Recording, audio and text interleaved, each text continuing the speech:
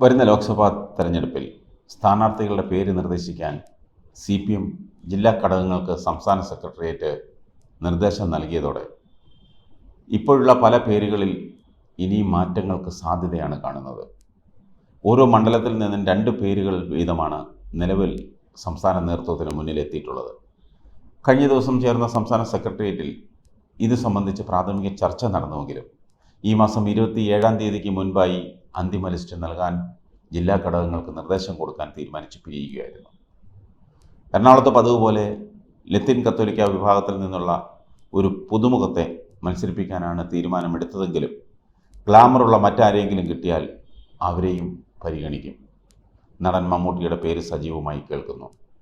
മമ്മൂട്ടി ഇതുവരെ മനസ്സ് തുറന്നിട്ടില്ല.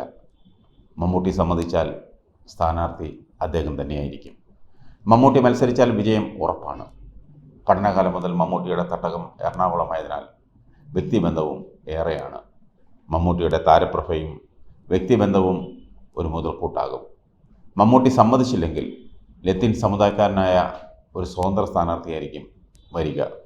സ്ഥാനാർത്ഥിയെ കണ്ടെത്താൻ KV തോമസിനെ പാർട്ടി ചുമതലപ്പെടുത്തിയിട്ടുണ്ട്. അദ്ദേഹം നിർദ്ദേശിക്കുന്ന പേരിന് പ്രഥമ പരിഗണന നൽകും.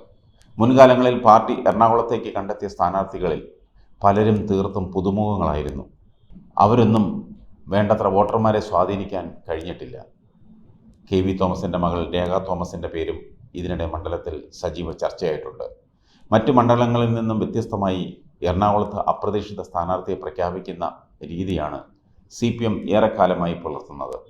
ലോക്സഭയിലും നിയമസഭയിലും കാലാകാലങ്ങളിൽ പാർട്ടി കണ്ടെത്തിയവർ ലത്തീൻ സമുദായത്തിൽ നിന്നുള്ളവരാണ്.